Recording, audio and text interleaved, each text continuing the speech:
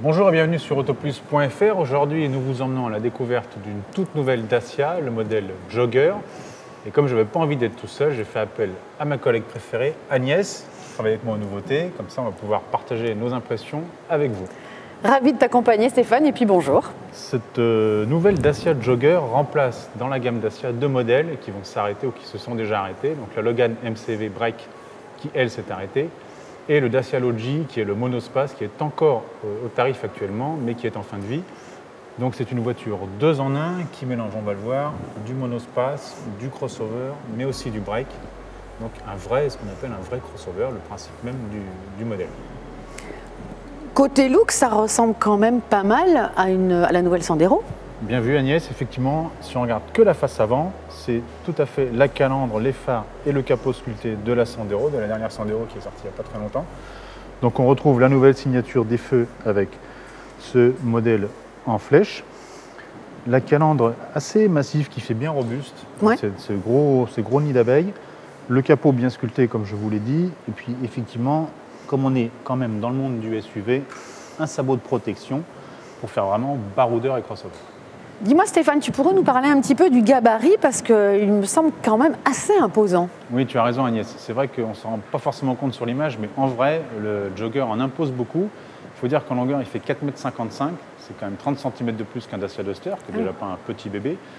L'empattement, donc la distance entre les roues avant et arrière, est de 2,90 m. Donc c'est une valeur assez généreuse parce qu'il faut savoir que le Jogger sera disponible en 5 et en 7 places.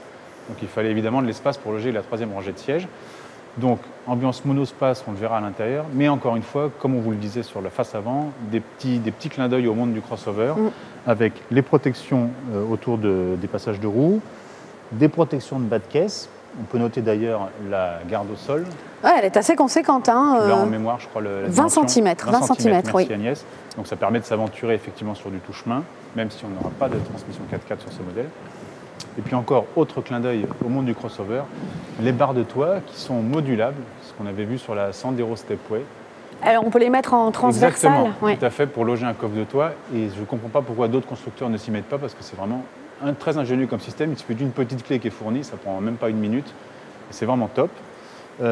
Autre petit clin d'œil que moi j'aime beaucoup, qui a un petit détail de design, c'est ce petit décroché entre le montant, entre les portes avant et les portes arrière.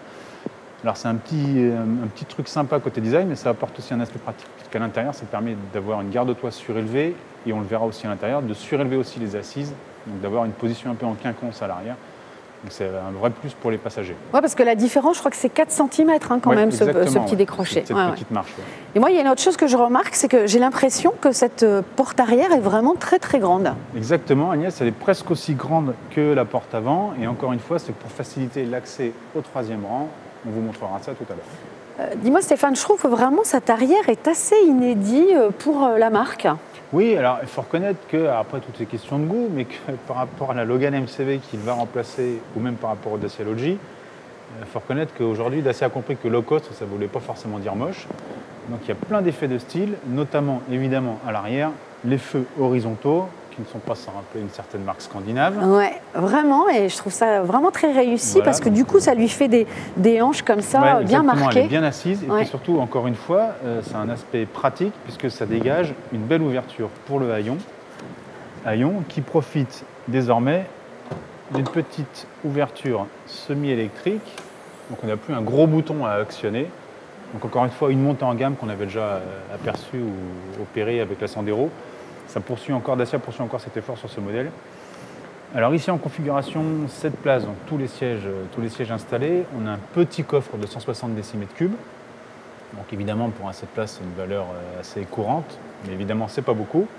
Mais je suppose qu'il y a de la modularité et puis qui a été prévue. Je pense qu'on peut tout faire avec cette voiture, vraiment. Les sièges du fond donc, se rabattent, ils sont carrément amovibles et ils pèsent moins de 10 kg. Pour les avoir portés, je peux vous dire que c'est vrai, ils ne sont vraiment pas lourds. Donc en 5 places, du coup, on passe à 708 cm3. Ah oui. Et si ça ne vous suffit pas encore, la banquette du milieu, qui est rabattable en 2 tiers, 1 tiers, peut venir se plier contre les sièges avant. Et là, on obtient une surface de 1816 cm3.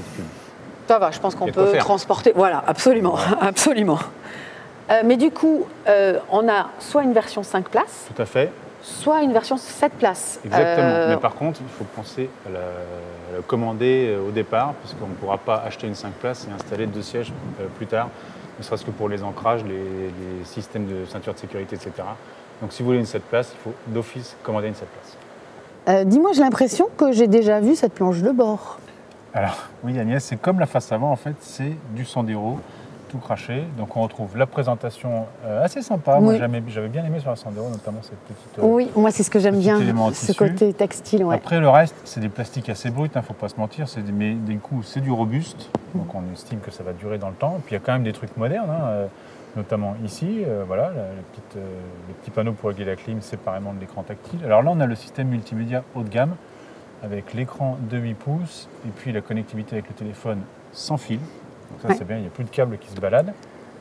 Voilà, pour le reste on a des petits rangements un peu partout.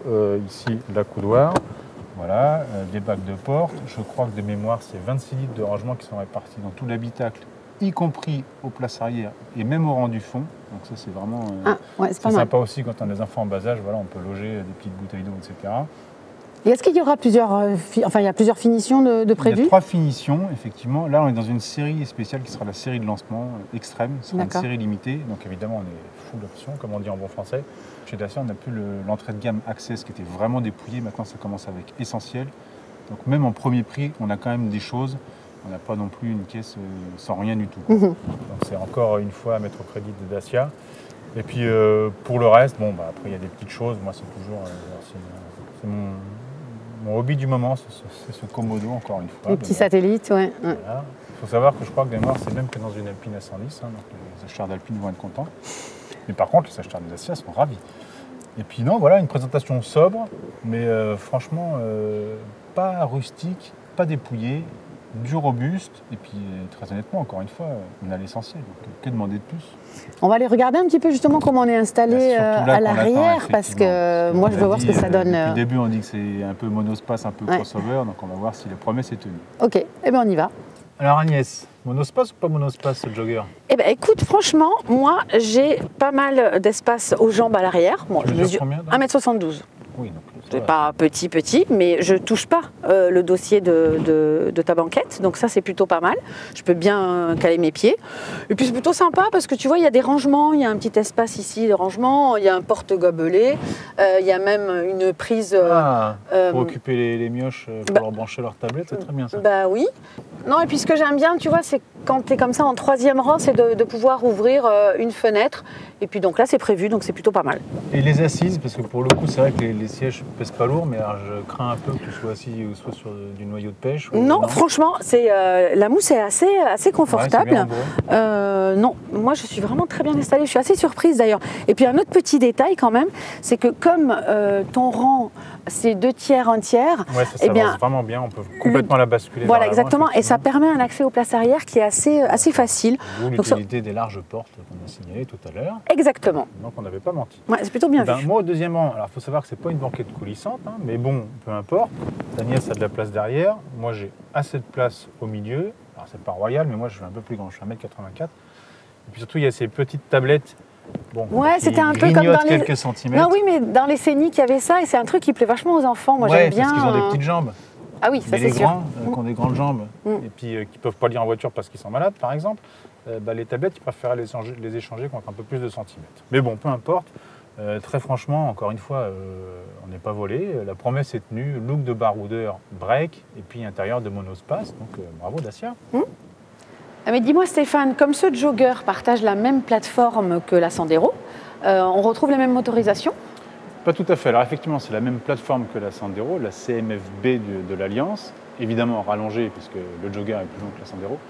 Alors côté motorisation, on retrouve l'offre GPL, qui est vraiment un vrai plus et une très bonne idée chez Dacia, donc avec l'EcoG 100 chevaux. Par contre, en termes de motorisation à essence, il y aura aussi un 1 litre TCE 110 chevaux qui est un nouveau bloc avec injection directe d'essence et qu'on retrouve pour l'instant chez Nissan dans le Juke notamment. Et enfin plus tard, en 2023, viendra le 1,6 litre hybride 140 qu'on connaît déjà chez Renault, mais surtout ce sera la première Dacia à bénéficier d'une motorisation hybride. On pourra la commander à partir de novembre, les premières livraisons sont attendues en février-mars 2022 pour un tarif que Dacia nous a annoncé ticket d'entrée à 15 000 €. Donc évidemment, encore Autour une fois, de 15 000 euros, ouais. C'est encore une fois un rapport prix-prestation tout à fait imbattable pour un véhicule de ce genre. Donc voilà, que vous dire d'autre, qu'on attend avec impatience ces essais dynamiques. Mais je crois qu'Agnès, tu avais un petit truc à rajouter. Oui, parce que moi je me posais une petite question. Récemment, on a vu que Dacia avait un peu changé, beaucoup même, de changer d'identité visuelle. Et là, je remarque que ce modèle a encore l'ancien logo. Alors, effectivement, Dacia a changé de logo, sauf qu'ils ne voulaient pas qu'il n'y ait qu'un seul modèle avec un nouveau logo. Donc en fait, ils vont changer le logo sur toutes les Dacia en même temps. A priori, à partir du deuxième semestre 2022, si on a bien compris. Donc sachez que si vous achetez les premiers de Jogger, vous aurez l'ancien logo, et puis au bout de 2 mois, les nouveaux auront le nouveau logo. Donc c'est un peu idiot. Ils seront collector du coup. Alors, si vous êtes collectionneur, allez-y. Si vous êtes patient et que vous voulez vraiment la dernière nouveauté avec le nouveau logo Dacia, attendez le deuxième semestre 2022. Merci de nous avoir suivis. À bientôt sur autoplus.fr. Et bien sûr, dans les kiosques avec Autoplus.